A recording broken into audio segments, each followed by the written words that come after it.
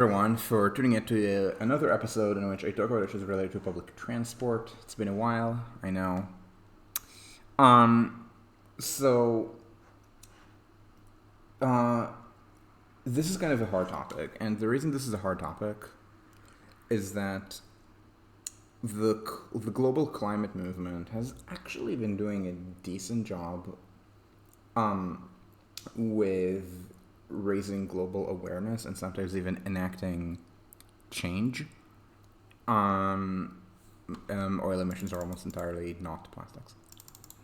Um, and for example, for example, Fridays for Future. That's the movement. That's essentially, let's call it the Greta Thunberg movement. It's people who were inspired by Greta Thunberg, and this is mostly a Northern European thing. And this is something that already, within months after the big protest, led to a decrease in domestic air transport in Sweden and Germany as people shifted from air to rail. Um, and um, and somehow that stopped. And I don't mean the model shift stopped. What I mean is they didn't go through the next step. And this is, and I'm mentioning things that are in Northern Europe, but it's something you can see with environmental advocacy and even with climate advocacy, which is not always the same thing. Um, I don't want to say globally because I'm not going to pretend to know what environmental advocacy in, let's say, India is like, but it's something that I see in both the United States and in Europe.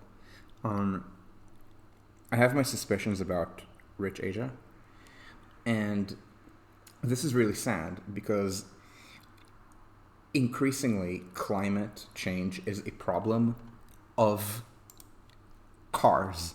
So this is the American this is how the American inventory of greenhouse emissions.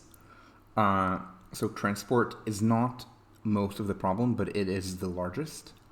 Uh, Electric power is just electricity generation. This is industrial processes, but sometimes these industrial processes are about things like oil refining, uh, or even about things related to road construction. So this is not a perfectly clean number. Much of this needs to be split across the others. This is residential heating and commercial heating mostly. And the point is that this is the trend. So um, the trend, it might not be very glaring here, but if you look in the 90s and 2000s, transportation was not the biggest thing in the United States. Electricity was. And then there has been the slow decline of coal in the United States and also in Germany. Uh, German electric. So I can tell you that in Germany, the electricity in 2022, about half of it um, came from renewable sources, and this continued through the first half of 2023.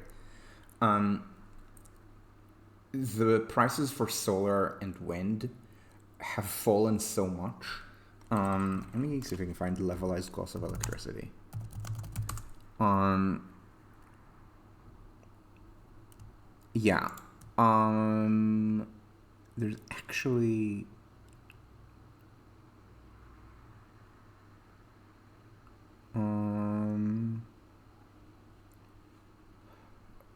you can't just give me LCOE. You have to talk about LCOE. I hate this. Is it energy or electricity?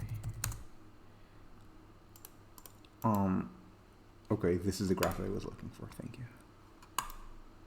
Yeah, so this is what happened to the cost of renewables. At this point, they're competitive with everything. It's just a matter of how fast can they be installed.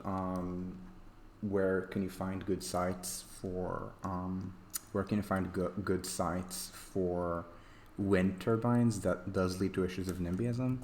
And the environmental movement has not been NIMBY about this. So there is a lot of NIMBYism by environmentalists, which we're going to talk about in a little bit. But and sometimes it even targets things like public transportation or trains, but it does not target wind power. Usually, if you're hearing about people trying to sue over to trying to sue against wind turbines that on environmental grounds. It's never environmentalist, and you in Germany, for example, it's never environmentalist. But it's Southern German conservatives who like cars. In the United States, it's it's one of the lesser known brothers of the two best known Koch brothers, who was doing a lot of that on Cape Cod. So there is NIMBYism there, it's not, but yeah. So so on electricity, this is a problem that's being solved as we speak. There are issues of intermittency of solar and wind power that's being addressed through batteries. Their costs are also falling dramatically to the point that, again, just yeah, you need to do some storage, but the fact that okay, I'll look at this.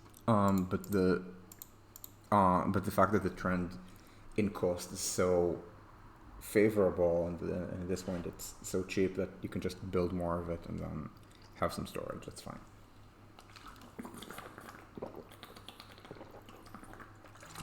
And but the thing is, right now we have a problem with transport emissions, and just look here. In the US, they are rising. This is not purely an American thing. I read somewhere, and I'm not going to be able to find you a link, that in every European country except Sweden, transportation emissions, I'm forgetting whether it's per capita or not, I think it's not per capita, rose between 1990 and when the thing that I no longer have a link to was taken, which I think was 2019, maybe 2018. The exception was Sweden. I think in Sweden it was maybe down 1%. And it's not and I don't think it's per capita, but most of Europe does not have a lot of population growth, so it's not like some kind of population growth offsetting large decreases per capita. No, there's an increase per capita as well. Hydrogen, maybe. There has been an attempt at building hydrogen trains, which flopped. Instead, they're going to batteries in Europe, and honestly, they should just have overhead wires like India and China. Rail transport in India. Let me show you guys, because the electrification is their big project right now. And so yeah, they were trying to be done with electrification this year. This is not going to happen. Instead, this year they are 90% electrified. No, it's like India at this point is more electrified than every European country except Switzerland, and Switzerland wired in World War II. And so the climate movement has done pretty good things, and yeah, I'm going to slag on green NIMBYism on. I want to make it very clear that they're not NIMBYs against things like batteries or solar power, or wind power. And then on transport, they're just a complete derp. And this is despite the fact that we do see changes in transport. So when I'm slagging, so first of all, I would like to point out that this is really important. It's getting more important because this is not really a solved problem, and this is. And again, parts of it aren't. Parts of it are things like infra lightweight concrete production or some chemicals. But again, a lot of this is just serving this. So this is kind of a fake number. And again, this is an American thing, but it's not different, and it's not going to be different in Europe. In Germany, I imagine electric power is more just because people don't drive as much, but again, half of Germany at this point is renewable, so this is eventually going to go to zero in, 10 years. And this isn't. And so this is the main problem at this point for greenhouse gas emissions in developed countries. In theory, this is also the main problem in middle-income countries, and I say in theory because China really wants to decarbonize electricity. China is installing solar and wind power at breakneck pace. India also is doing that. And because these are not very wealthy these are not very wealthy countries, especially in India, their per capita electricity consumption is low, so they have less installed coal to decarbonize. Both still build new coal plants.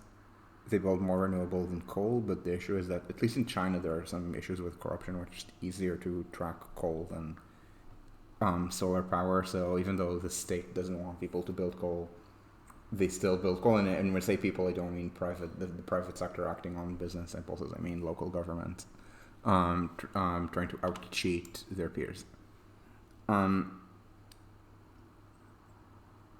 Yeah, there's a little bit of hydrogen, but mostly it's just renewables. In Northern Europe, the way they deal with intermittency is through hydro. So there's this pan-Northern European grid where when there's lots of wind out there, they just let the Norwegian and the Swedish hydro reservoirs pile up, and then they drain them when there's no wind.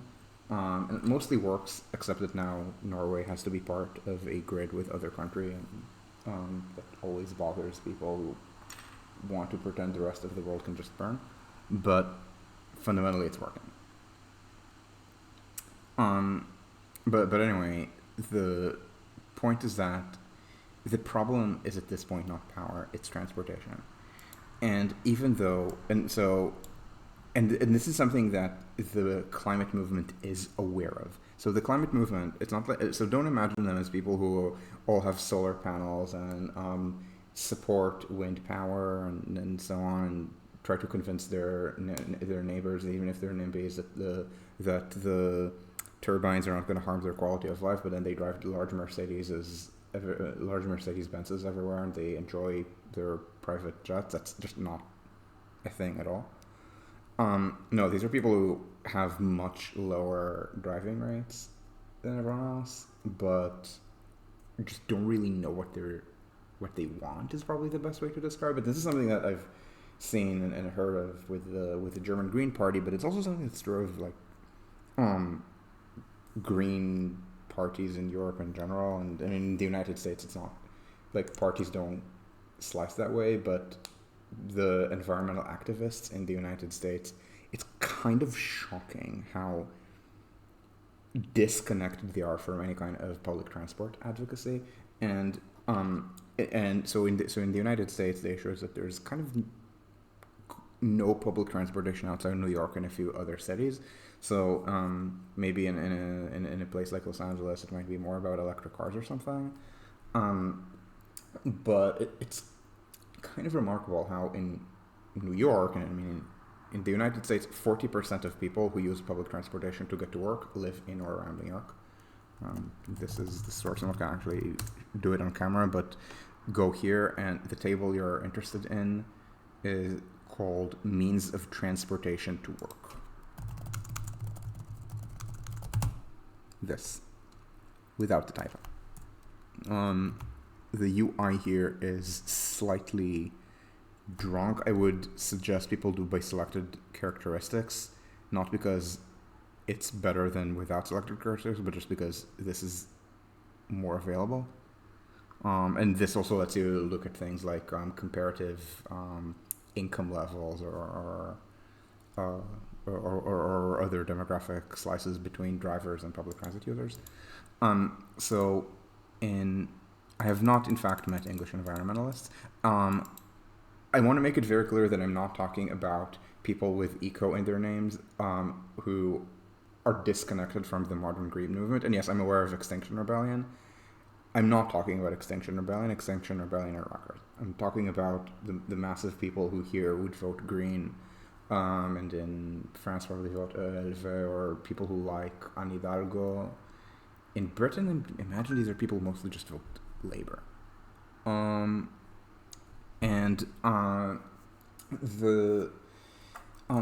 New York, the issue is that there's zero connection between any kind of advocacy about the subway and any kind of environmentalism. It's kind of jarring that many years ago, when I was just commenting on some blogs, and mostly it was not even about New York or about transportation or about anything like that. It just so happened that one of those blogs, Magic Thighs, if you're thinking magic thighs in like the porn sense, no, it's I do not know whether any traces of that blog exist. This was Lindsay Byerstein's blog in the 2000s.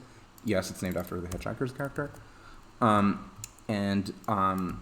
example, one of the people that I would clash was a kind of right-wing guy who was a Giuliani Republican who I think worked at World Trade Center during 9/11 and obviously survived the attack, and came out of it really Islamophobic, and is also a climate denialist, and also supported congestion pricing and wanted more investment in the subway because in New York, taking the subway is not political.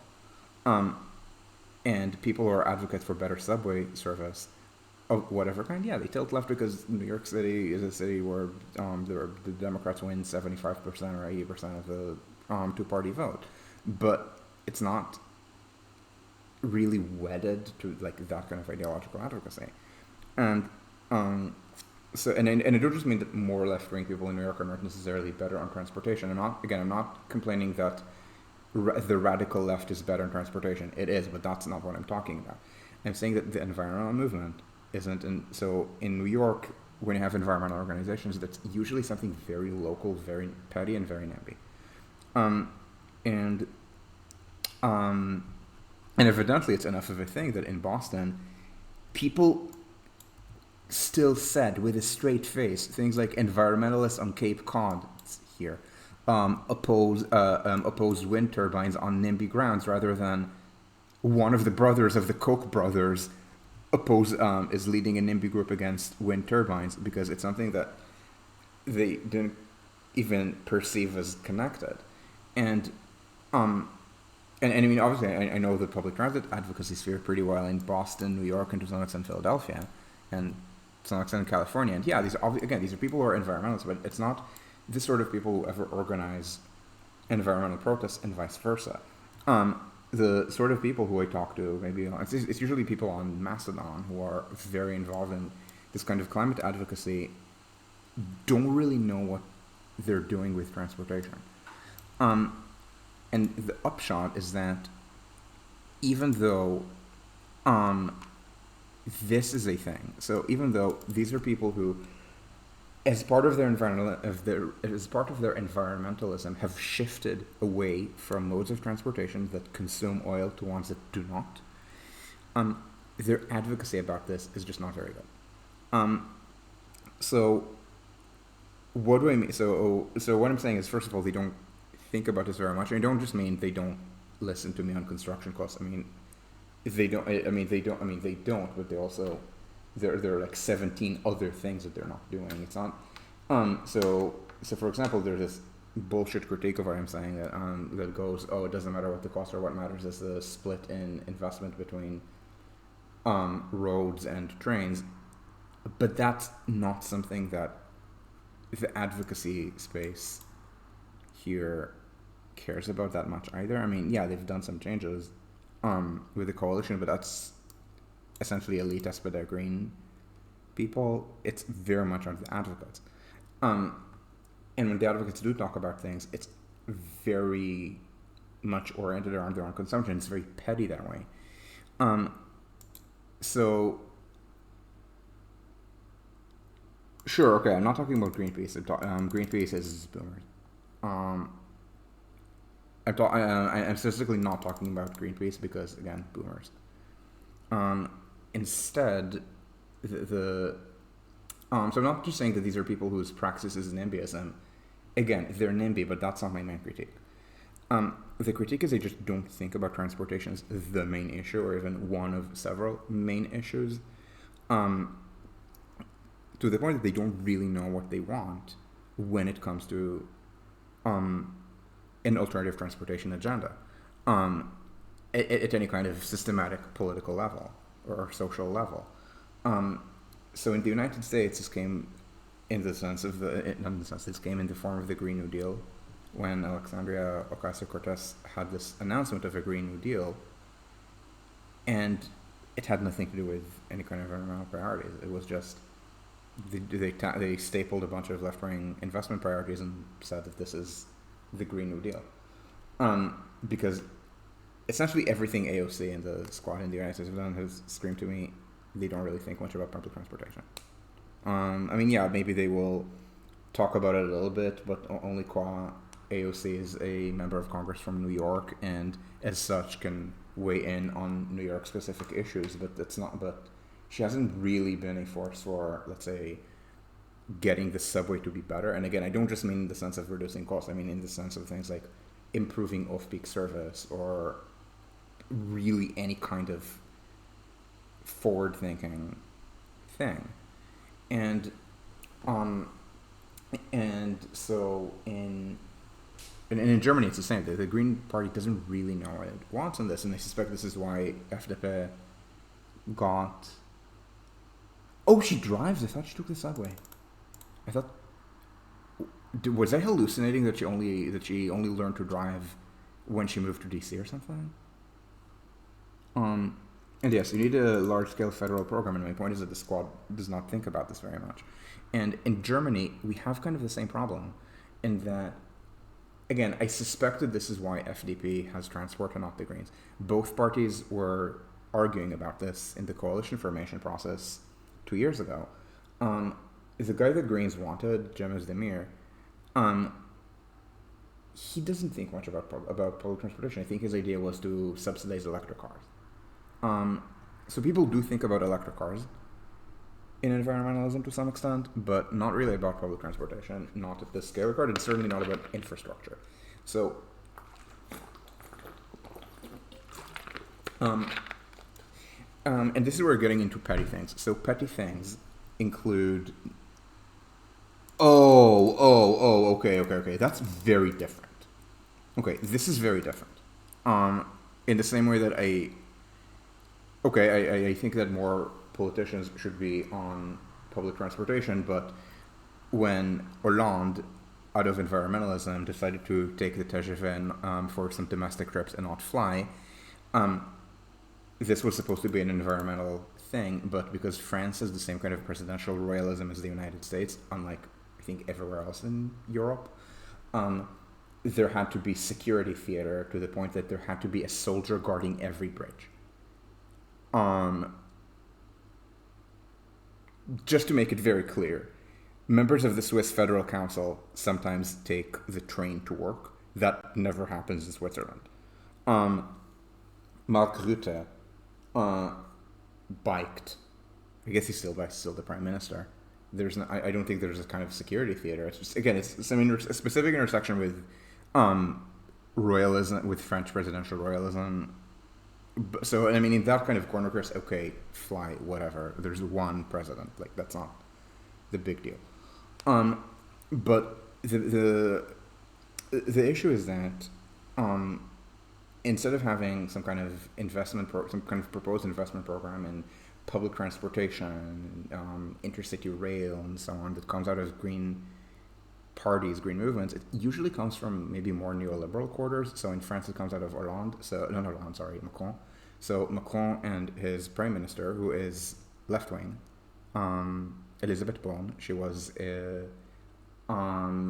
political appointee as the head of RATP from, I think, the Hollande era. I think she was attached previously to Ségolène Royal, maybe. So she's a PS politico who was a political appointee at RATP and did a good job as a technocrat and become a minister and then prime minister. And so it's, I think, her idea that they're spending, I think, 100 billion euros on improving, I think it's on improving public transportation in all of the secondary cities of France. As opposed to Paris, where there's already a program and it's not political. The idea that you should be spending money on improving the trains in Paris is not considered political in France, in the same way that the commenter that I mentioned to you a few minutes ago, the one who became Islamophobic after 9/11 and is a climate denialist, supported investments in the subway and even and even congestion pricing while living in Bay Ridge.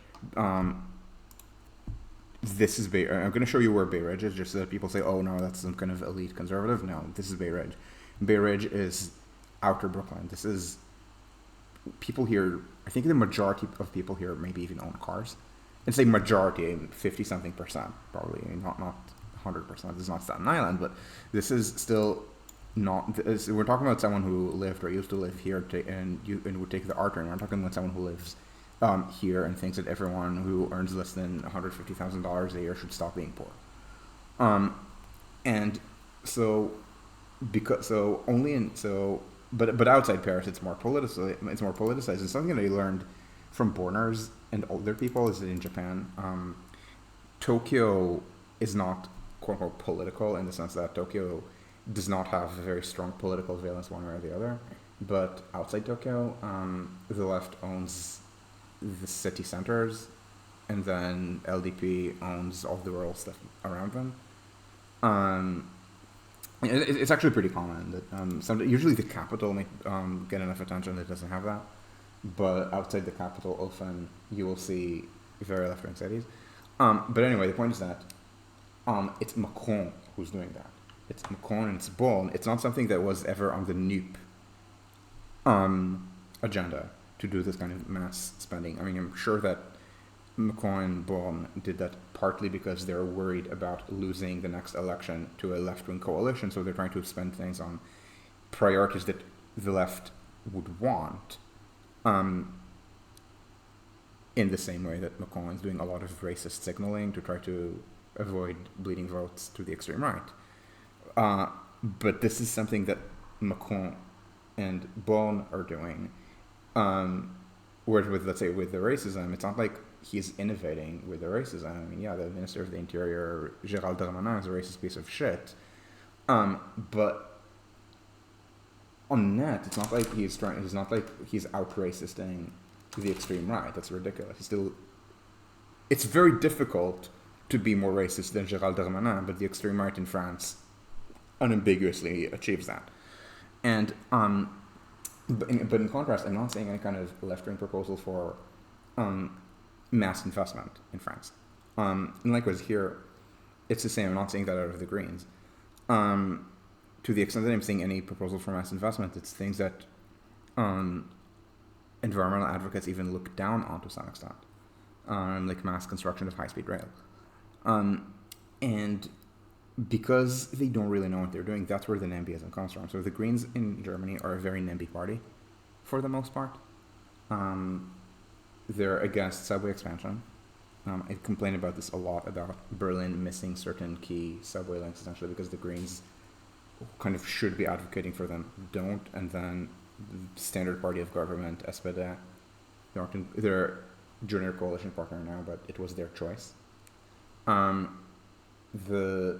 SPD supports or opposes things based on kind of local political arrangements, and then if the people who should be the public transit activists don't back it, yeah, that's not going to happen. And the same is and the same is for everything, for their inability to articulate a vision on rail in Germany in general. And again, you see this in the United States also with AOC, the Squad, a lot of environmental activists in general, and the pettiness is connected with it. So I keep complaining that the Greens are petty, that there are people who are mostly concerned about the treeless parade that is Tempelhoferfeld, rather than about housing. To the point that when the new coalition was announced in Berlin, the CDU-SPD one, and I saw Greens on Twitter, and I don't mean randos, I mean advisors to members of parliament, complain more that there would be U-Bahn construction, and that there would be some housing construction here. There are no trees here. In the summer, this is a sunstroke, maybe not sunstroke, but a heat stroke hazard. And they were more concerned that there would be housing here in what they considered their turf than they expressed any concern that this motorway would be expanded. This is a motorway that is being built because of the one time that SPD kicked the Greens out and was senior partner with CDU for 4 years to get this built. And then they brought the Greens back, and the agreement is that it will not be extended further. CDU and FDP really want this expanded extended across the river. I don't remember seeing any Greens complaining about that. They only complain about housing and the subway. Now, this is incredibly petty. Now, I want to make it very clear the environmental movement is not at all petty. The Green Party in Germany is not at all petty. Sure, the American Green Party, yeah, but that's a party that's a party of like Russian spies at this point with Jill Stein. Or the British Green Party, I don't think they're as insane as Jill Stein, but they're not a party that ever expects to govern. But Green parties that do expect to govern, like here, like in the Netherlands, where GroenLinks literally just merged into the center left, and they might actually come first in the election. So not only is Rutte going away, but VVD also is going to be in the coalition, but might be junior partner. And in Sweden, where they're attached to the hip of the Social Democrats, and in France, where they're attached to the hip of the left bloc in general, and now with NUP. They just these are people who are the ones who expect to govern. They're generally not petty. The Greens got a lot of kudos about their foreign policy, very consistently pro-human rights, anti-Putin, pro-Ukraine. They're doing very well in the polls in the months after the special military operation, or whatever you want to call it, started, because they very clearly supported Ukraine from the start. This related to their environmentalism. So I'm not talking about you're right, not the British Green Party, you're right, I mean the English Greens. So I'd actually point out that the Nats I don't think the Nats are petty either. The Nats are insane in certain ways, but they're not petty like what I'm about to describe. And again, the Green Party here isn't petty either. The Green Party here has very strong geopolitical views. The Green Party in the Netherlands has very strong geopolitical views, e.g. Eurofederalism. There's a reason Volt sits with GEFA. The Green Party. This is what I mean. But my point is that even LV is against the construction of new LGVs, and even more insanely, they want to slow down all the TGVs to 200 kilometers an hour, so that they consume less electricity while cruising and emit less CO2, and then don't ask about the mass adverse model shift that would happen if they slow down the trains. I know Volt is not GroenLinks, but I don't think GroenLinks is a petty party at all, and certainly the German Greens are not a petty party. Again, these are people with very strong opinions about EU governance, strong opinions on foreign policy, human rights, immigration. They're certainly the only party in Germany, at least, that says we run on immigration and we're in favor of it, right? Because usually the parties that are pro-immigration just prefer not to mention it, because everyone thinks that the general public is much more nativist than it actually is. And then it goes to elections, and somehow the nativists never actually win elections. Or when they do it in elections that did not even discuss immigration as an issue. It's not about the nuclear power. LV's critique of the TGV is that it runs too fast and consumes too much electricity. It's not about where the electricity comes from. The marginal source of power in France is not nuclear. So because the marginal source of power in France is not nuclear, that's not what the debate is about. It's fast, and it offends a lot of nostalgics. And it's a kind of, and this is a line that's either stupid or petty. Take your pick. But these are again people who are on a lot of important geopolitical things, not petty. They just don't think very much about transportation. And by the way, I should also say that this is also true at activist level. Greta Thunberg was constantly plugging the Hong Kong protesters, like Joshua Wong, I think, and when Corona started, she made it very clear people should actually stay at home. So if you want to do climate protesting, you should figure out how to do climate protesting while doing social distancing. So maybe you go in a small group, or maybe there's a day in which everyone on social media is going to flood social media with pics of them sitting at home with signs. It's actually very politically savvy. Um, Again, like you look at the arc of Greta Thunberg's political advocacy in the last, I don't even know how many years, 4 years maybe, 4.5 years, 5 years, um, and it's very savvy, very politically aware, um, and again, it's scored successes. Again, successes in countries that are not giant polluting superstates like the U.S. or China or India, but Northern Europe exists too. Um, and for example, the big protest on the 20th of September 2019 did um, lead to a carbon tax being adopted in Germany. I think it's 55. It's at the level of 55 euros per metric ton CO2. So not a good carbon tax, but a carbon tax.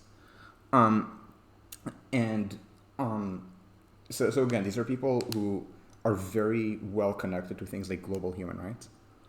Um, so think people who actually care about important issues, and then on transportation they just completely derp. I might even speculate that the reason that green transportation policy is so narrow-minded is that at the highest level, let's say the level of Annalena Baerbock and Robert Habeck in Germany, so every people who I think Robert Habeck is a gas bag, but he's a gas bag who was supporting Ukraine before it became cool. He's not foreign minister. Annalena Baerbock is. Annalena Baerbock is a much better person than he is, but he's not petty. He's just, as I said, a gas bag, and just a gas bag who doesn't think very much about transportation. So if the most serious people in the party and also Robert Habeck don't think much about transportation, who gets to set the agenda? And the answer is the petty shits who think that redeveloping Tempelhoferfeld is not only bad, which is stupid, it should be redeveloped. I mean, maybe not in the center because it's far from public transport, but they're planning to open 2 infill stops on the ring. So this would be a good target. This is probably better than this because this is near the Autobahn and this will have better air quality. Just expanding the neighborhood, so essentially more blocks of Schillergates, more blocks of Tempelhof, so here.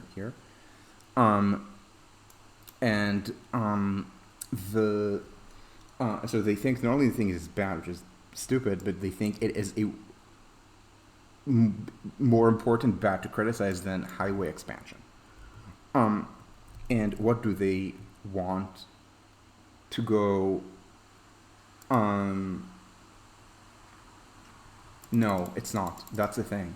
The Green Movement is specifically not rural. The Green Movement is incredibly urban.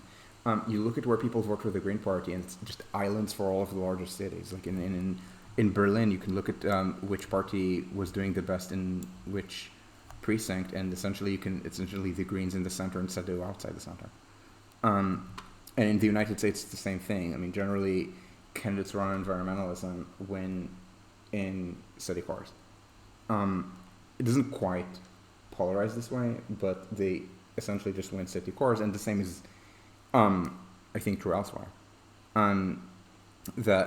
People, I'm actually kind of curious if in the Netherlands GroenLinks gets rural votes, as opposed to, because my impression is that both GroenLinks and PvdA win the cities, and I mean maybe not the richest, maybe not just the richest cities, but like places like Groningen, as opposed to, I wouldn't say Urk, but Urk is special.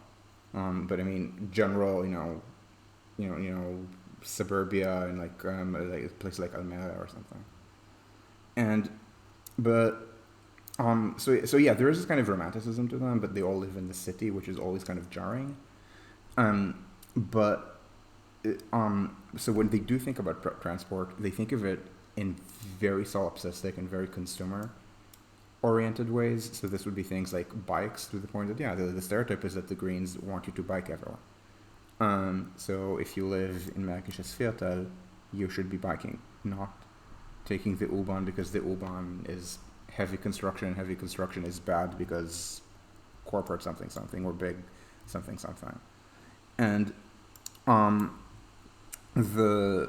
And it's actually a meme that even makes it constantly into jokes either about the left or about hipsters, that they bike everywhere and think it makes them superior and think that you should be biking too.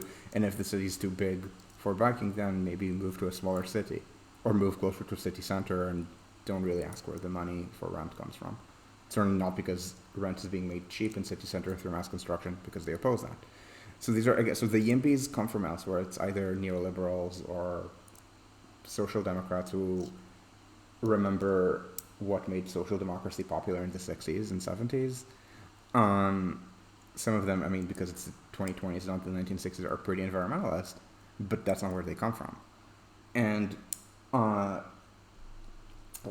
so this kind of solipsism of, oh, the city's too big, or then there's the night train issue. So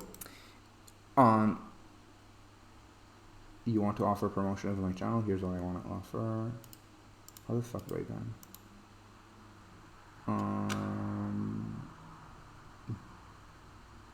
And you're out here. Yeah, no. Okay. Yeah, okay. GL is also an urban party? Yeah, okay. Yeah, exactly. It's always this tension with the new left that it's kind of gentrifiers against gentrification, so urbanites against urbanization, and the upshot is that again, things are very petty to the point of people caring about specific parks and wanting neighborhood scale governance.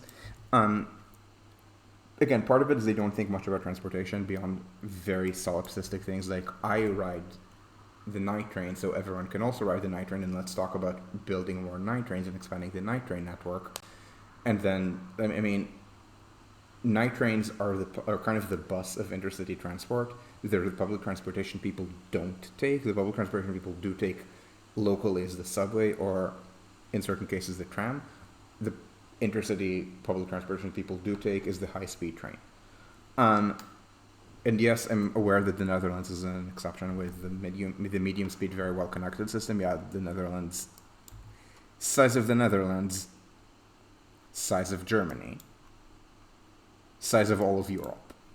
And so and this is something that and even EU level advocacy is not, let's build high-speed trains between the various cities of the EU. There's this what is it, EU capital, this initiative.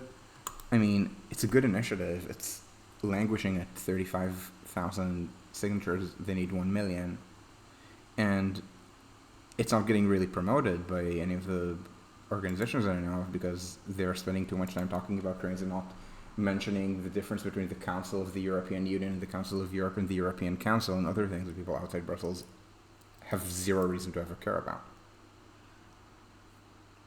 Night trains is not a problem of malls, because you can actually night trains do not need to be that labor intensive. The idea is to do things like open coaches, not having porters. You can make night trains more economic. You might even make night trains profitable, but they're niche profitable. They're never going to be within an order of magnitude, possibly two, of a high-speed rail network. And yeah, exactly. You can do this. Like, the United States can do this very easily. So can Europe. It's just that in the United States they can't build, and in Europe people think that doing anything across borders requires some kind of privatization agreement. Yeah, I mean sleeper trains. I don't mean night train. This is what I mean by night trains. And again, you can do night trains with open coaches, like with lie flat seats and so on.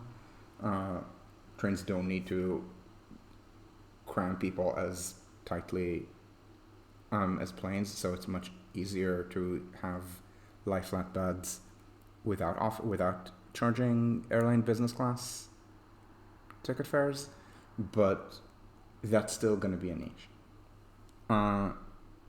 No, I don't mean this. I don't mean that. And so So again, this is related to the, so the pettiness comes from the fact that the non-petty people don't think about this very much. And non-petty people think about, so sometimes they have stupid opinions about nuclear power. Again, Robert Habeck. Sometimes they, so they talk about, so they think about energy a lot. And again, sometimes it's stupid things about nuclear power. And this is where I'm going to mention, you can have couchettes. You can, yeah, you can have a lot of things like that. The problem is that it's still going to be an age.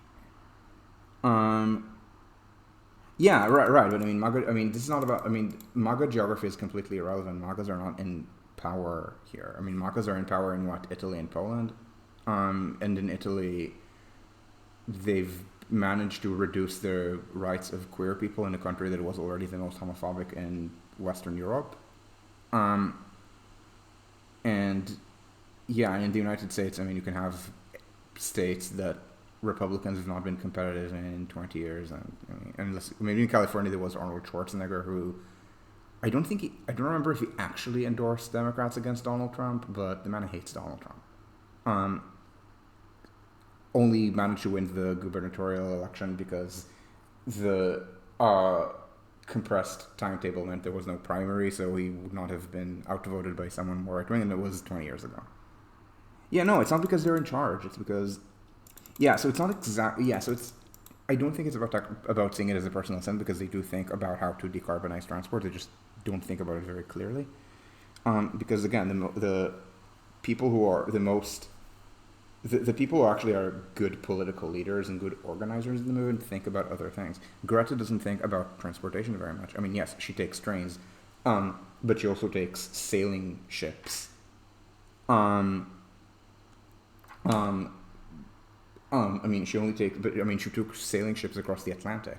Now, obviously, most people in Fridays for Future don't do that kind of ridiculous "I'm a martyr" advocacy, but so the point is that domestic rail air traffic is down, but not international, because international trains are not good enough, and international ones are.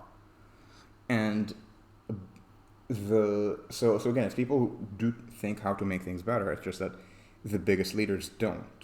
For Greta, it's things like talking very generally about climate. If there's one specific issue, it's usually electricity and energy in general. So it's people still thinking about this slice more than about this slice. And if you're thinking that this is bundled with this, no, it's not. Again, the stuff here that's not a fake number in support of this is stuff like chemical processes for concrete, or steel, or other chemicals. And I have, and the big climate protest that I went to almost 4 years ago, the biggest group of signs that I saw, it was a giant protest. There were 100,000 people in Berlin. Obviously, I did not see all the signs. I mean, saw, I don't know, maybe 1,000 signs or something. So as I keep pointing out, and the pro-nuclear right-wingers never believe me or act like it didn't happen, out of the 1,000 or so signs, one was anti-nuclear. It was big. It was held by two people. One of them looked probably about 40. The other looked maybe 70. This was a protest where the median age, I think, was maybe 20. So not terribly important. The second protest that I went to, I think, was 2020, not 2021. The one that had a lot of social distancing because of Corona, and mandatory masking even outdoors. I saw a few people hold a smiling sun, but I also saw a few people hold the pro-nuclear version of the smiling sun. So instead of a smiling sun, it's a Rutherford model of the atom, and what is it? It was Atomkraft Jahrbitte, or Kernkraft. I forget what it was, Atomkraft or Kernkraft Jahrbitte instead of Nein Danke. So most of the 1,000 or so signs were generic things like going, gone, or there is no planet B, or it's so, or the climate is hotter than, I'm forgetting which actor they said. I want to say Leonardo DiCaprio. That's the one that's stuck in my head. But also Leo is like 700 years old at this point. And again, these are people who are young enough to be dating Leonardo.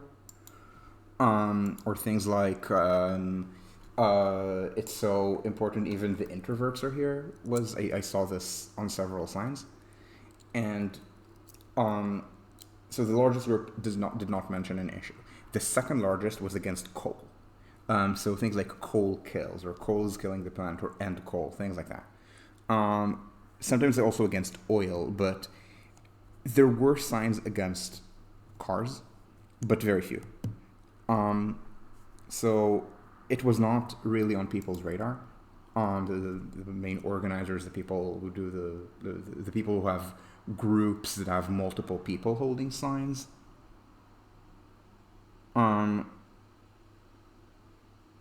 Yeah, okay. So France, yeah, France has problems with coolant, but it's safe in France. The issue is that the construction costs are kind of not good, and at this point, there's solar and wind, and this really bothers pro-nuclear advocates who are sad that their technology lost to a different technology, and they take it out on solar and wind, to the point that there's this American right-wing nuclear advocate, Michael Schellenberger,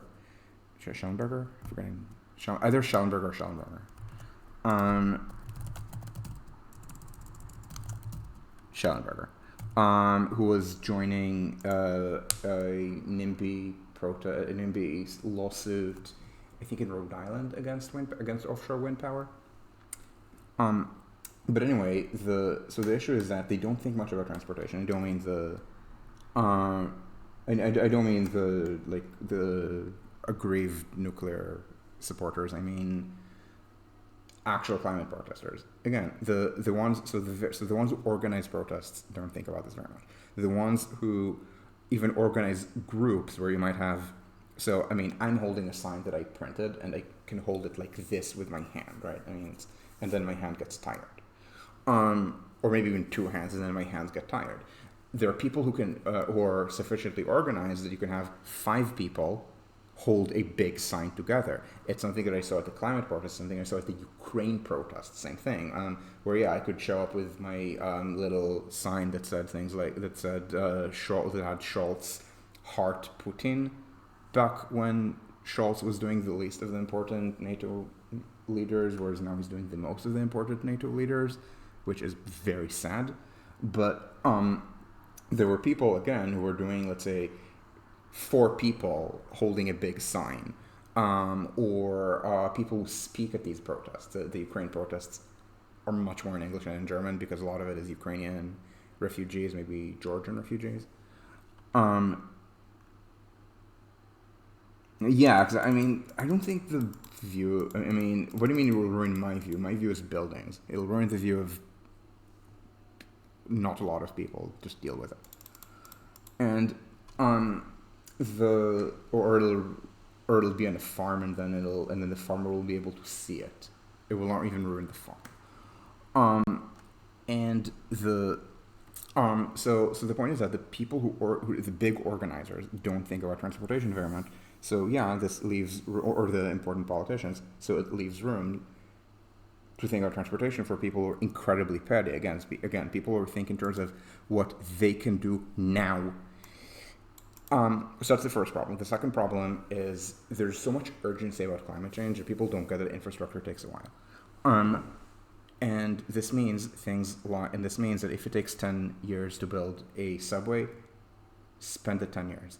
There's this belief that somehow bike lanes are faster than the subway. I mean, yeah, I can do some bike lanes faster than the subway, not at scale. It took Amsterdam a lot of time to become what it is today. And also, outside Amsterdam, people don't bike to Amsterdam. People take the train or drive. Yeah, people in the Netherlands can bike within many towns. But fuel consumption in Germany, or not Germany, in the Netherlands, or the driving rate in the Netherlands is not that low by Western European standards. Yeah, it's lower than the United States, but that's because America is bad. It's not because the Netherlands is atypically good. And so part of it is just because it just looks quicker to do something small. But that's a general problem of infrastructure. It's not just the Green Movement doing that. It is, I'm aware of this. but it's not just the green movement. A lot of people make that error where they see a big project founder and a small project succeed, and they assume that small is better than big. And often what happens is that the big project acts as a flytrap, so the lawsuits hit the big project. The politicians don't know the small project exists, and so the small project sails under their. It doesn't sail under the radar; it flies under the radar. Let's keep our metaphors not mixed. And then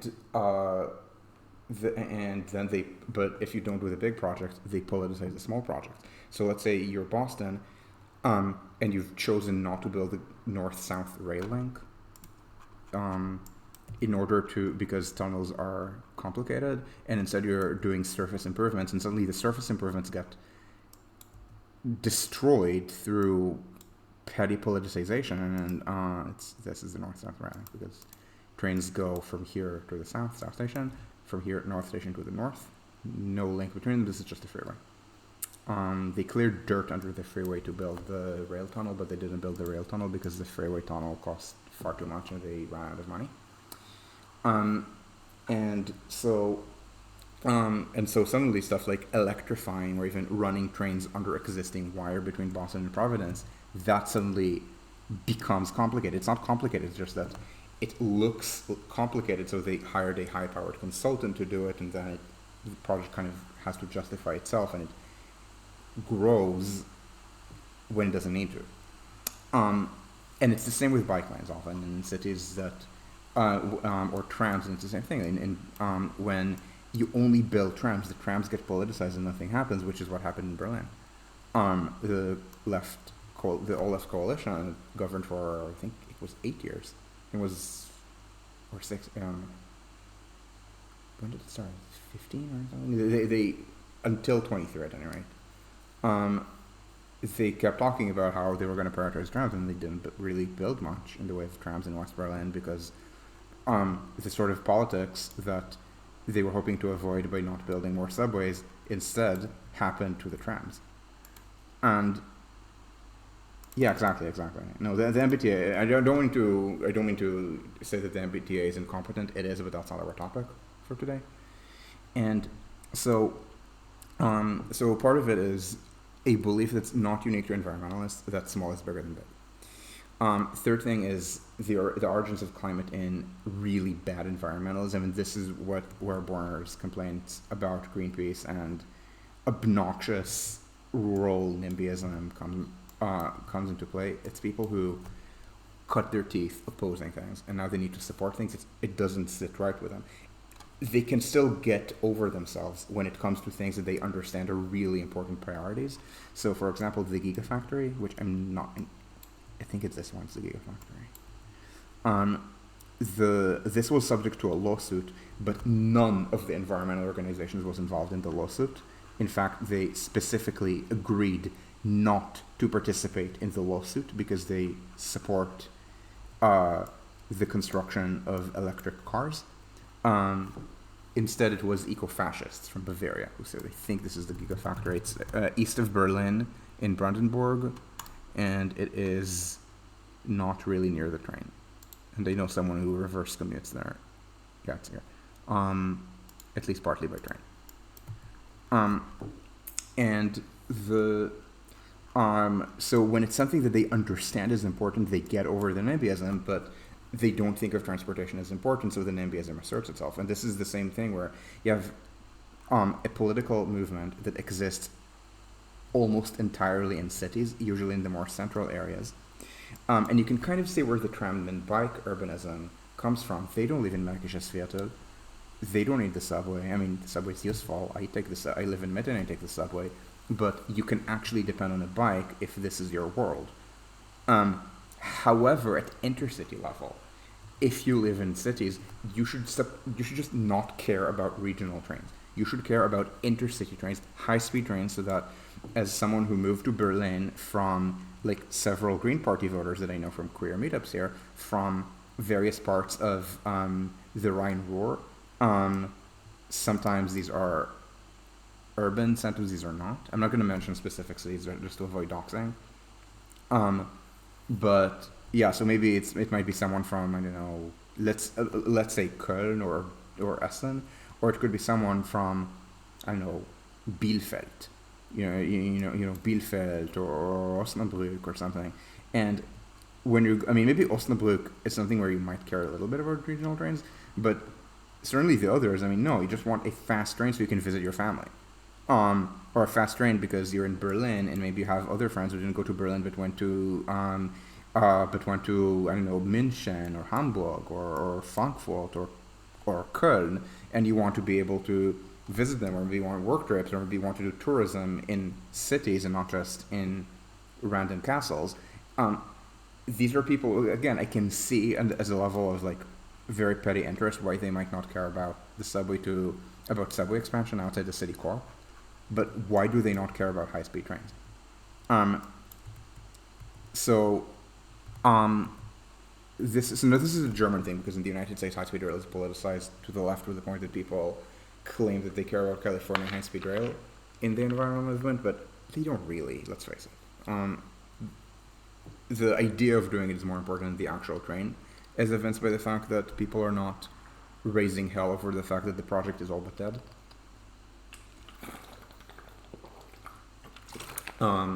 Actually, a radical environmentalist I know opposed the project on green NIMBY grounds, but it's someone who's atypically radical and long said that environmental issues are sadly ignored unless they're related to climate or energy. So it's not the main of the environmental movement. That's kind of the old guard. But even the kind of new guard doesn't care. And again, it's an American thing, but it's also true in Europe, that usually the kind of interests that do high-speed trains are more businessy, or maybe people trying to revive some kind of old left tradition that builds for the working class and doesn't hate corporations, because they actually like corporations. The idea is that there's big business, they're unionized, they have sectoral collective bargaining. There's big business. You want a small business. No, you're not too good to work for someone else. Deal with it. I mean, remember, all of Northern Europe has very high levels of big business domination of the labor market, like the United States. You want small business. Italy. I've shown people what the inequality level in Italy that's produced by the small business society is, but let me show this again.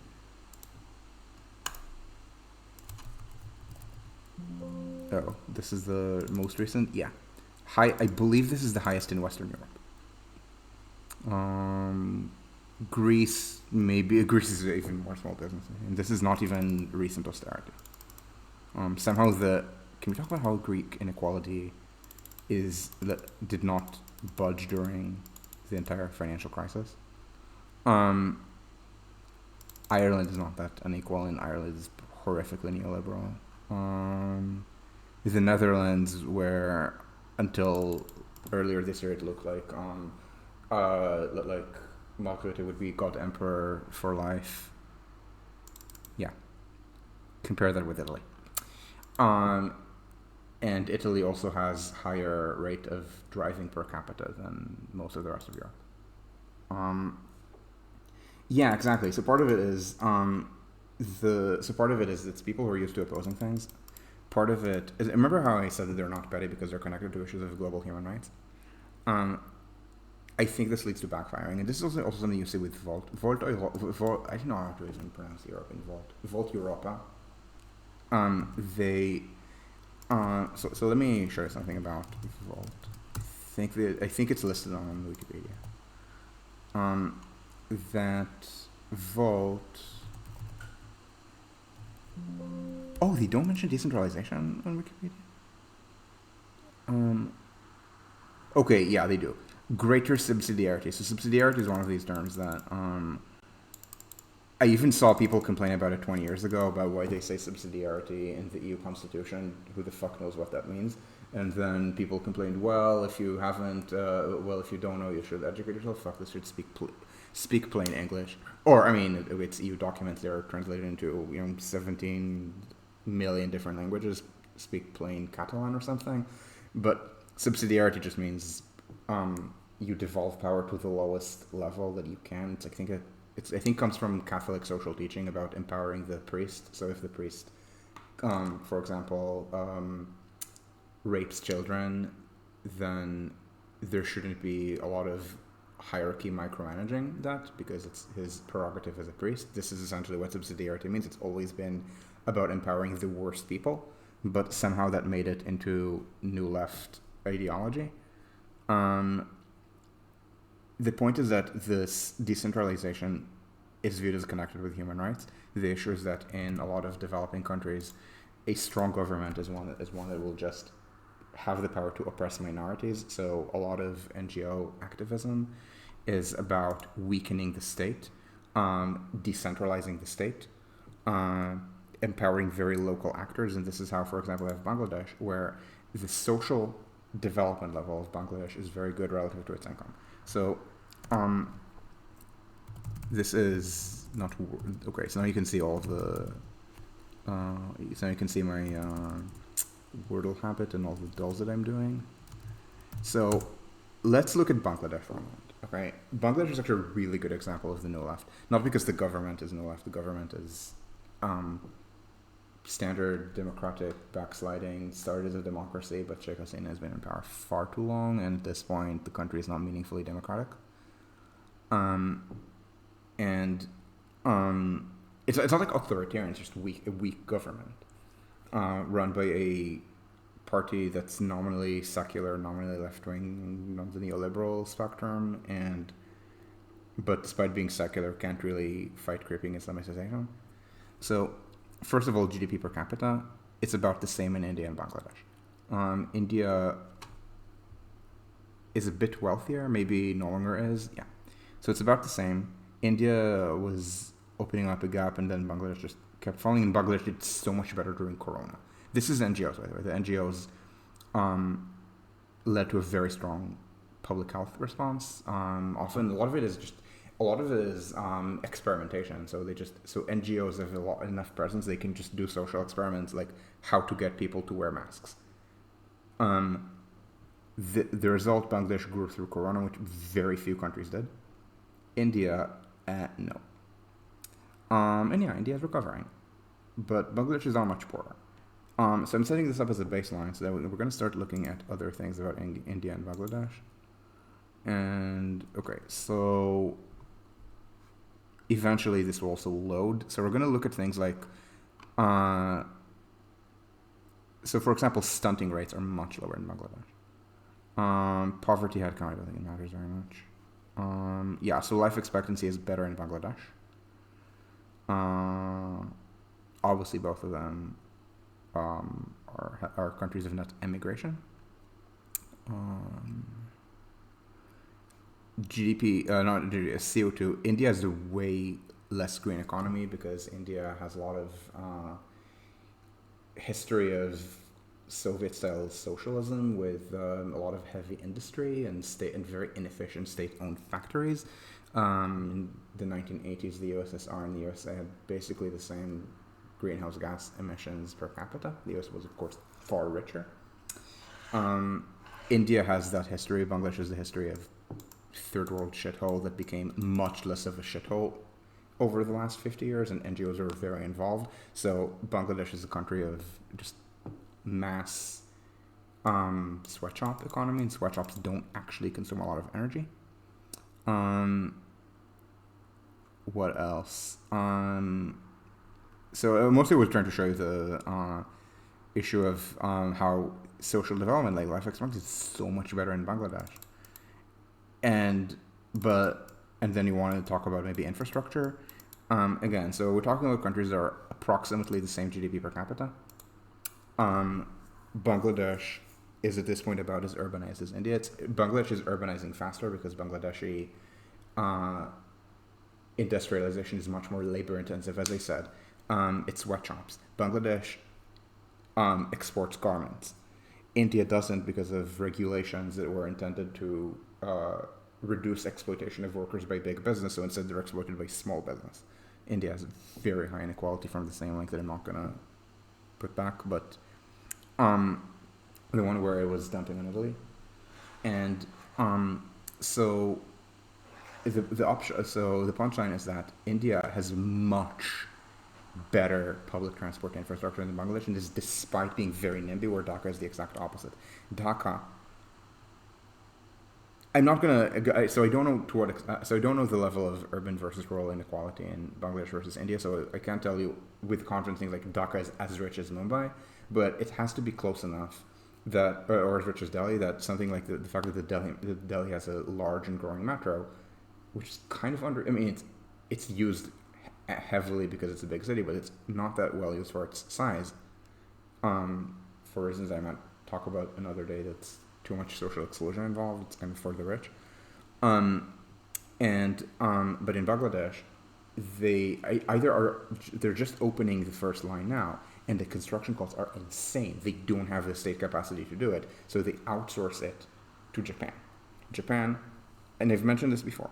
If you outsource the state to JICA, you will not get infrastructure. You will get a little bit of stuff that's going to cost, like in Japan, in exchange rate currency. So in PPP terms, it's going to be horrific. And this means that here, for example, the numbers for Bangladesh, I mean, speaking as the person who uploaded the numbers for Bangladesh to this table, I will tell you, I did this maybe 2 years. I think I last looked at them a year ago or 2 years ago sometimes. So maybe, so please check me on this. This is what happens when this is your brain on decentralization. I think this actually opened this year, not last year. Line 6. Entirely above ground. This is the cost per kilometer.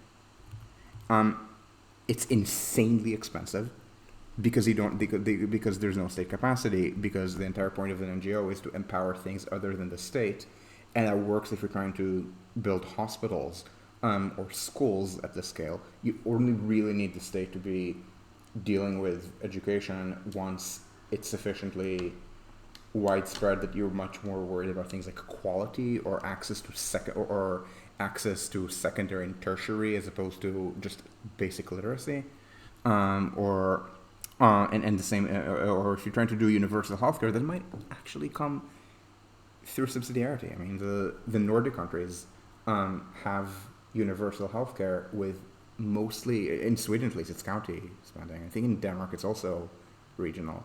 In Canada, it's famously done by the provinces.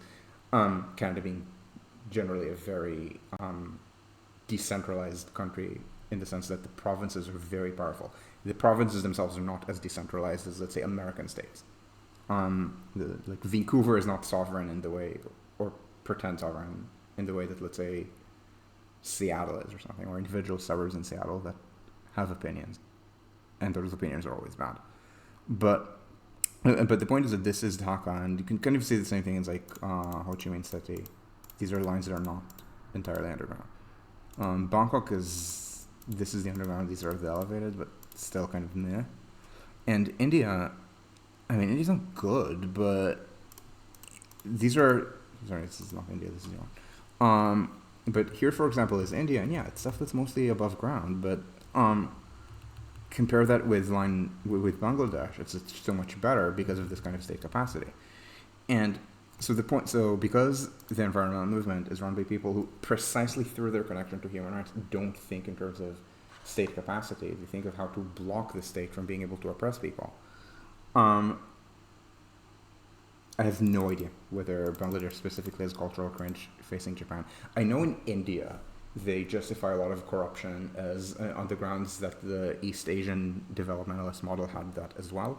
Sadly, they don't actually copy a lot of the good things about the East Asian developmentalist model. For example, all of East Asia did land reform. Japan did this under the US occupation. Both Koreas did this. Both Chinas did this. And when I say both Chinas did this, I actually should amend that and say the Republic of China did that twice, because at the time of the PRC takeover, there was very little landlordism left in most of China. Taiwan was, there were two provinces with significant absentee landlordism in China, Taiwan and Sichuan, which means that the Republic of China took over the most socially backward part of the country and then did land reform, not necessarily because they were developmentalists, although they were, but also because they wanted to break the power of people of the elite of people who had been in Taiwan for centuries and spoke Hokkien rather than mainland migrants who spoke Mandarin. But at any rate, all of East Asia did this. Southeast Asia didn't do it as well, or often didn't do it at all. South Asia didn't do it either. The result is that East Asia had very low inequality, and I don't just mean communism. I mean South Korea was historically a very low inequality country, and so was Japan. And yeah, the inequality is higher now, but it's Western European, not American, and this is without any kind of Western European welfare state. So this also means that you don't get status through idle wealth, because there's no idle wealth. I mean, what are you going to do? Be a factory owner? It's South Korea in the 1960s. What factories? Factories are going to come later. So you get status through, and you can't get status through idle landlordism because there's been land reform. So you get status through education. And so the point is that South Asia didn't do that, but they justify their corruption on, hey, Japan is also corrupt. No, literally, I think maybe there was Advani. I think it was something that I don't remember if it was Modi himself or one of Modi's flunkies who said it about. I think it was Advani. Yeah, and then in India it's the exact opposite. But the point is that it's people whose conception of human rights is against big states rather than against powerful local magnate who oppress journalists. Let's call it the Elizabeth Tsurkov example. So for people who do not know who Elizabeth Tsurkov is, she is an Israeli human right. She is an Israeli human rights advocate who I have known and used to argue with like 12 years ago. She was abducted. Apparently, she was abducted in Iraq. So she was a human rights advocate. Like, she was doing things for like refugee rights in Israel. I don't know, 14 years ago. Because she speaks Arabic, she started getting into human rights advocacy in the Arab world. And became very passionate supporter of the Syrian revolution and anti-Tinky. The fact that her parents both were in the Gulag did not endear her to communism either. And she was not kidnapped by the state. Like she was kidnapped by randos. And so because it's people who think of human rights in terms of the state and not randos, it makes it easier for them to think in terms of decentralization and subsidiarity, and I showed you what Volt was saying, and I think it's also even true of the Pirate Party. Let me actually check what the Czech Pirate Party says, but I think they're also pro-decentralization. It aims to address the perceived democratic deficit in the European Union by decentralization and subsidiarity. Fuck you. And they said this is someone who, you know how much I, like, basically worship Zdeněk Šrib. Like, come on. Stop doing this. And I suspect this is part of it. Like, good public transportation has to come top down. This means EU top down, which makes everyone squirm because the EU is the state that pretends it's not a state. And the engaged in the same kind of obfuscation through endless bureaucracy that I see in the United States constantly, where people tell me in our system of government, every time, I've heard Americans use this expression with me, when I was talking to them about construction costs, multiple times, and I don't think anything that was said after that was even remotely insightful. It was always just American bullshit about refusing to learn. And Europe has, I mean, they don't use American cringe, they use European cringe, but it's the same kind of problem. And so a lot of it is due to, again, for other reasons that are not petty, like global human rights, that lead to skepticism toward big things. And of course, with energy, it's one of these things. Nuclear power is big. Nuclear power has been made to work in exactly one way, and that is state-built. You want to know how France has the world's largest proportion of its power through nuclear power? It's because the state did that. Same thing with I think it's the same with all the other majority nuclear countries. I think Ukraine is the same. I mean, inherited from the USSR, so yeah, state built.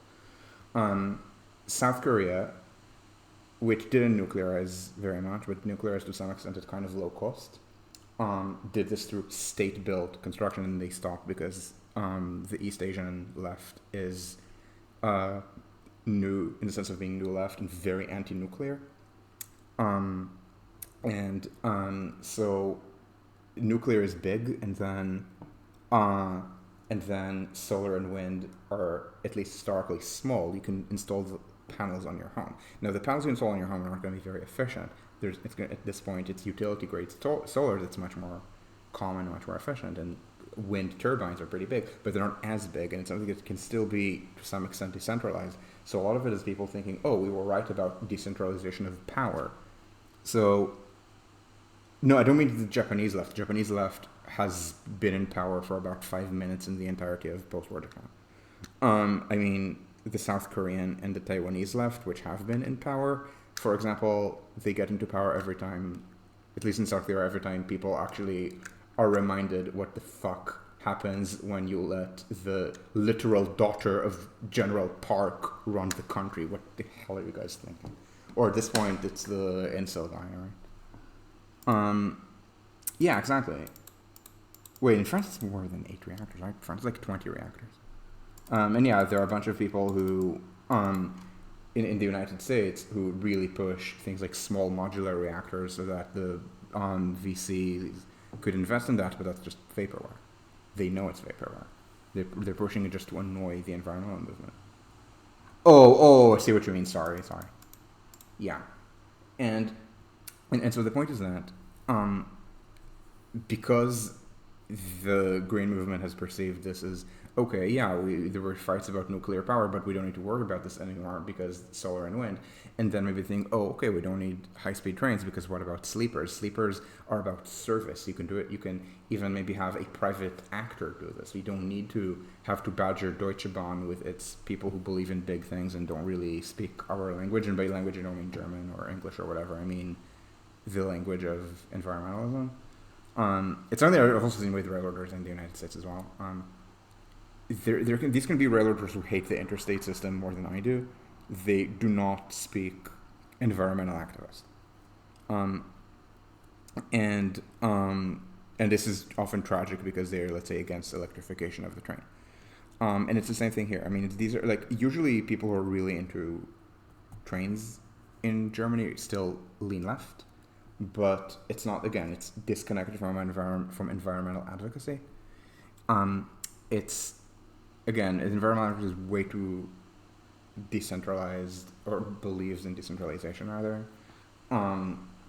So they don't think about transportation very much, and again, historically it maybe didn't seem to matter very much, but now it does because electricity is at this point a solved problem. And I don't mean solved problem if you are very rich. I mean solved problem.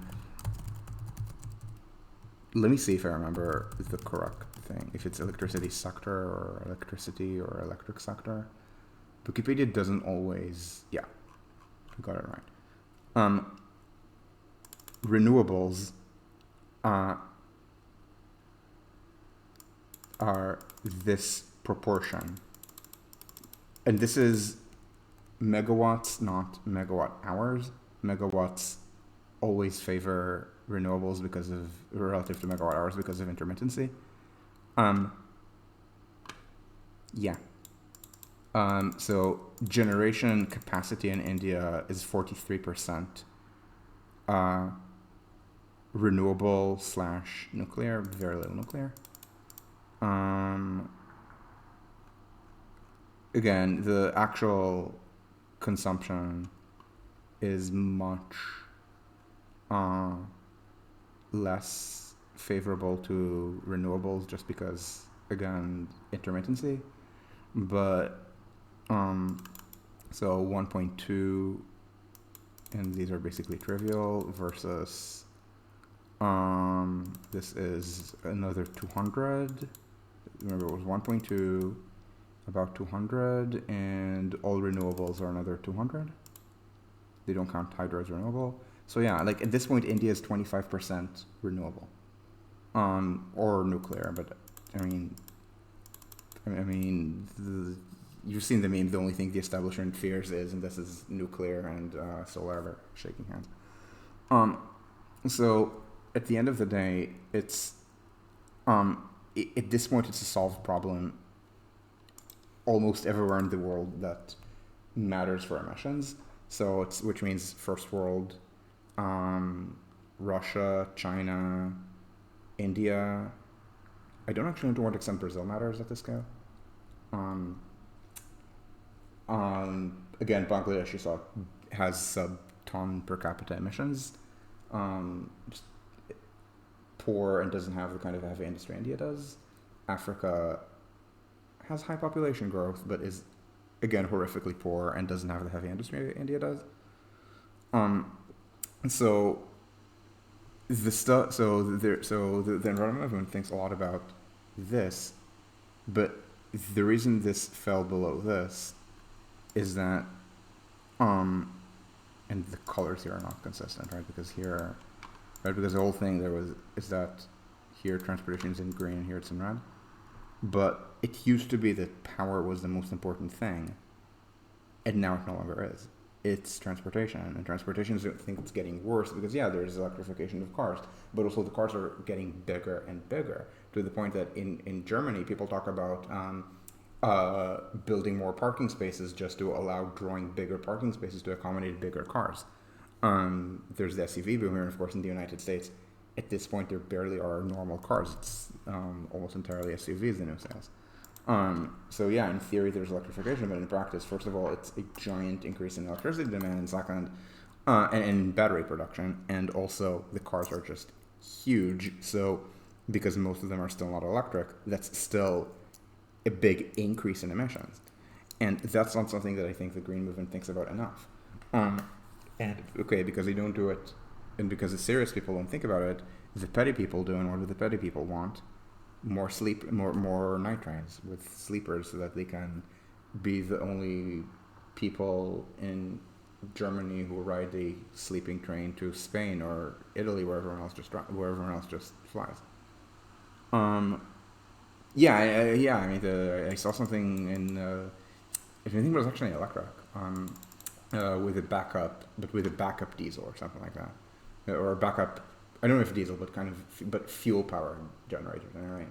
That looked like an MRAP. It looked like an infantry squad vehicle. These cars are that ridiculous. They're like the size of World War II tanks. Literally, you put a machine gun on one of them, and it's literally something that I would expect a semi-reasonable army to actually fight with, as opposed to a technical, which is you put a machine gun on a more traditional pickup, a Toyota pickup usually, and that's something that basically screams, we're a ragtag militia that only exists because serious military forces have not bothered learning to find our country on a map. Exactly.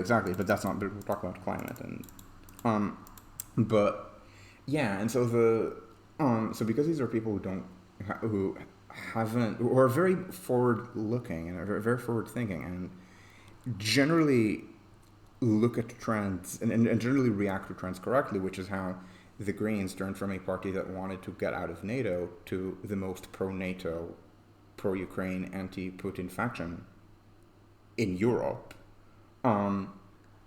It also is important to understand this trend. And again, I'm showing an American thing, but it's the same in Europe. It's just that this starts slower, so maybe it's harder to notice, but this is the main thing to worry about. And instead, we're seeing the Greens set their political capital on fire, worrying about the heating, with the heat pump law. The heat pump law is good, don't get me wrong. It's just they should be out there talking about, and not just talking, doing mass investment in the interstate rail network. In Germany, we're talking about building high-speed rail and building more subways, but it's something that's, but variants of that should be true all over the developed world. Maybe not in Japan, because in Japan they've already built the high-speed trains, but Tokyo needs a lot more subways. They just refuse to build because of austerity.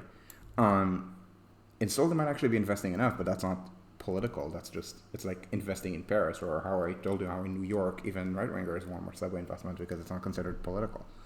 Um, and but the secondary cities in all of these countries in rich Asia are not very transit oriented, so maybe focus on that. That's what the green movement need to really be doing, and unfortunately they're not. They're kind of derping in transportation. And again, I'm not even talking about their indifference to construction costs, although they're also indifferent to construction costs. And it's like they're indifferent to 17 other things. And again, this is because of this combo of people who are very good at reacting to trends but have not yet reacted to the trend that this has become more important than this. They're not, and it's related to the fact that on human rights they're used to weakening states like Bangladesh rather than trying to strengthen states fighting against militias, which I think might be more relevant in a place like Mexico, maybe. I shouldn't say militias, things like desatas. And no, right, but the issue is the diesel train. Yeah, exactly. And okay, this is not the environmental movement. This is American officials knowing about as much about trains as you could write in large font on a matchbox. I would not blame the environmental movement for this, and this is someone who has dealt with environmental activists in the United States, trying to sell them on rail improvements, and they reacted as if I was speaking Hebrew to them. I was speaking my normal English register to them without the memes. They were boomers, so not boomers in the sense I'm a boomer, and boomers in the sense my parents are boomers, and so they're just not reacting to the trend, and then because of issues with decentralization, issues with wanting,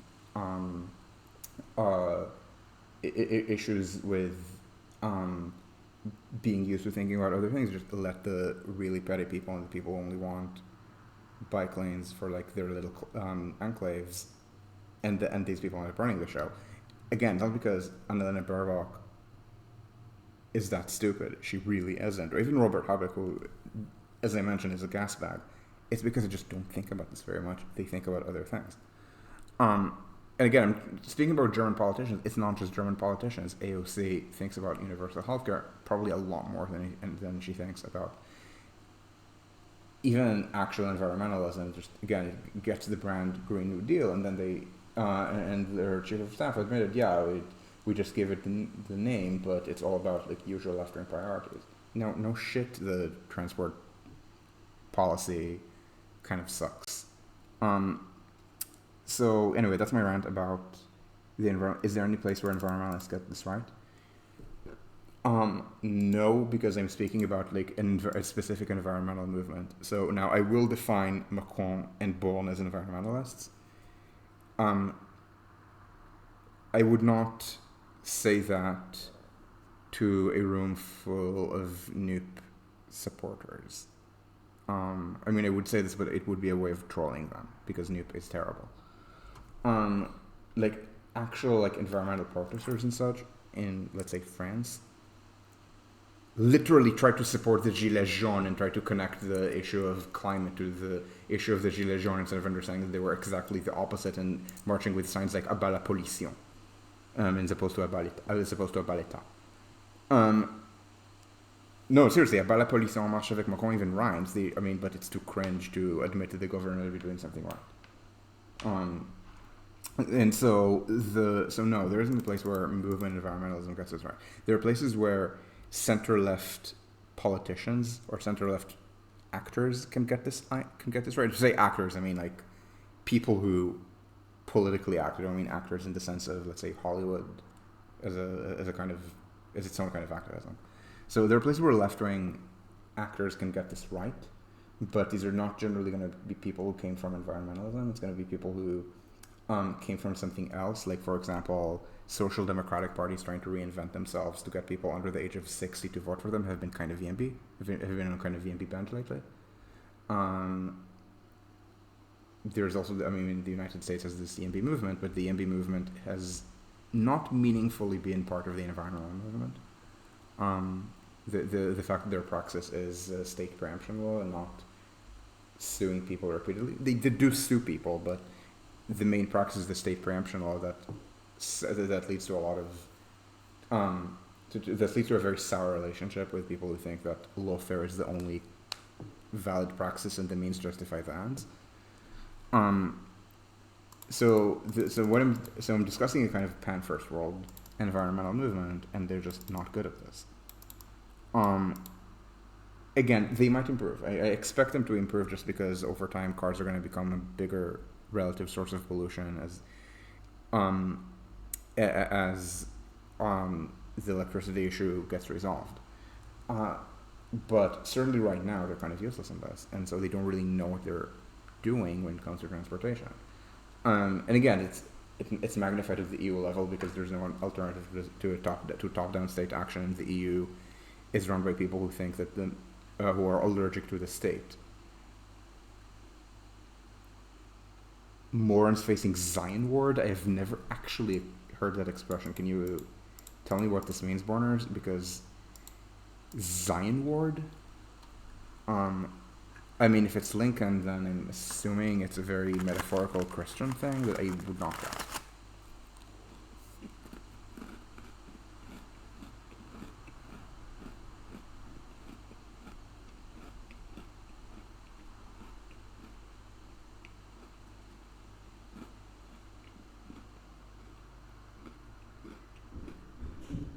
Oh. I don't think it's like that. Like, I don't think it's people who are being too radical, which is probably what Lincoln thought about Sumner and so on. And Sumner could have saved the country, but instead, the United States got Andrew Johnson, worst president ever.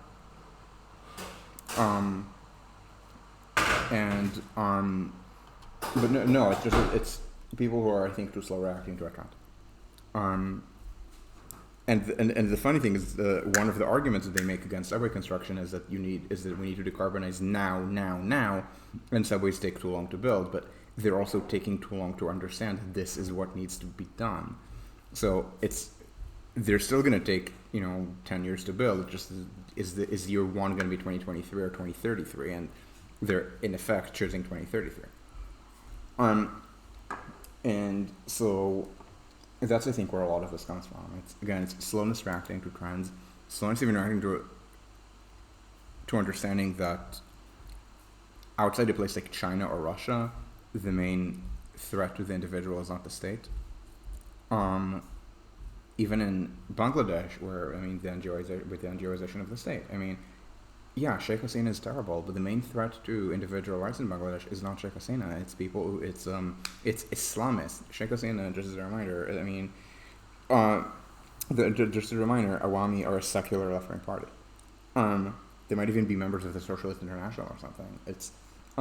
It's people who are literally murdering religious minorities within Bangladesh.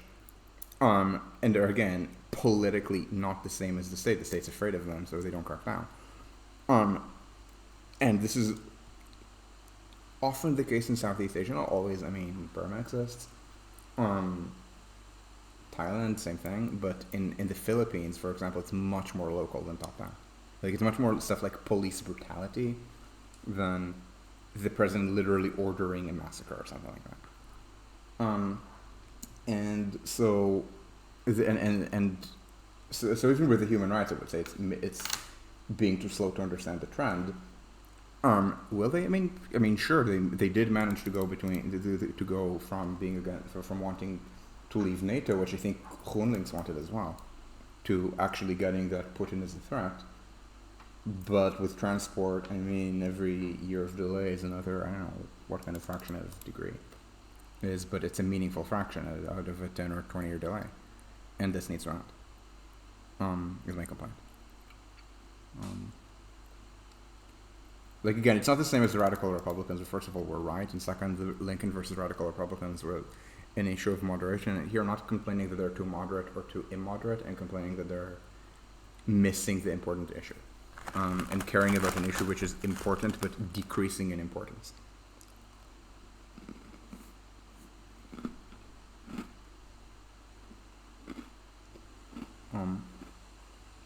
Are there other questions? I figure people are used to me eating cookies on stream.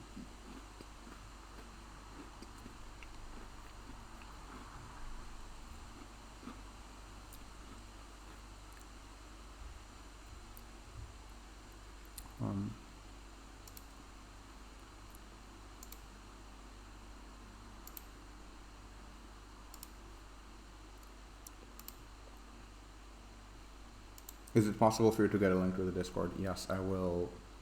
As soon as I'm off of the recording, Beancurd Bear, I will send you a link through. Can I direct message you? Actually, I'm gonna whisper. Okay, when I figure out how to whisper, I will. Okay, so I'm gonna whisper at you as soon as I get off the recording. Okay.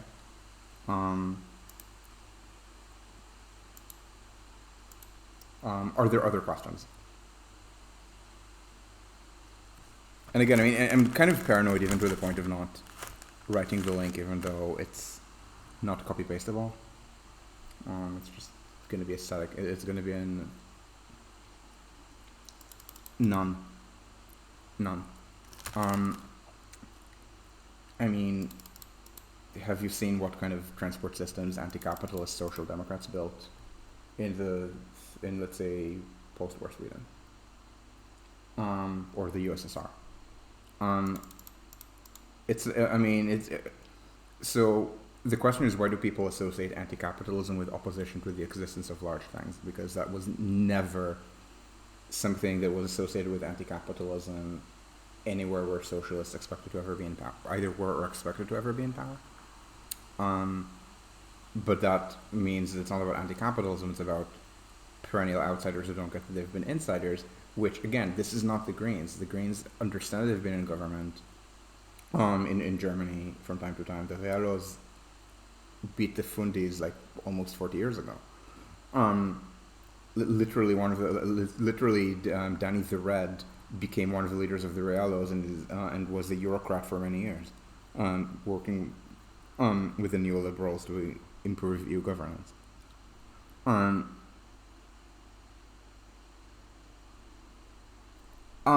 Sure, but I don't mean okay, but then you look at the urban development around, let's say, so.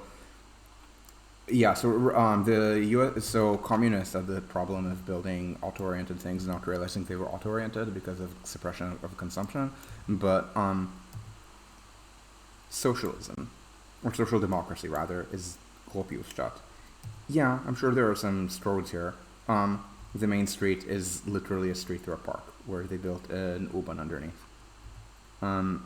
It was fine because they built it in conjunction with the project, so with Gropiusstadt, so it's not like they disturbed something beloved while they were doing this. Yeah, sure, but I mean but I'm not just talking about the Soviet Union. I'm talking about things that social democrats did, as opposed to social genocidaires or social, I don't know, gulag guards. Or in Sweden, I keep you going back to the first theory that they did on the subway, Vällingby.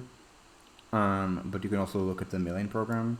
The ones that, they're very modernistic, and it's and there's parking there, and they're not as nice as central Stockholm, and they could have been made nicer. But what's more important, talking about how nice the streets are, or making sure that the working class has running water, which they didn't consistently have in the 60s. This is bad. This is sorry.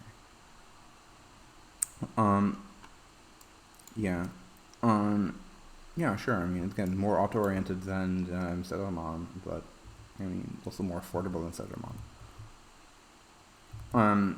So no, it's not about anti-capitalism. It's I mean, again, you should interrogate why anti-capitalism is viewed as meaning small is beautiful. because certainly it's not an inequality-based critique, in which, again, I showed you the link before. Italy, Greece, not good. That's your country on small business.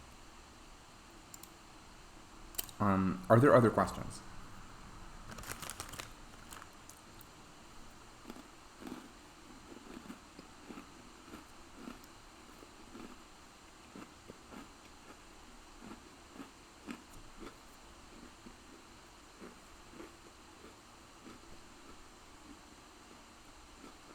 Right.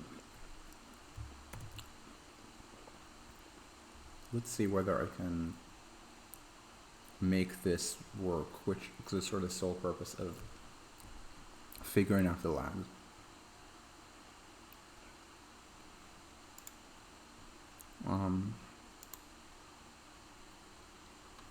Doesn't look like a big one. What? 12 seconds, 13 seconds? Okay. If there are no further questions, then thank you all for watching. I hadn't been streaming in a while, so thank you to all the, at one point it was 17 people who watched. We usually get about 10.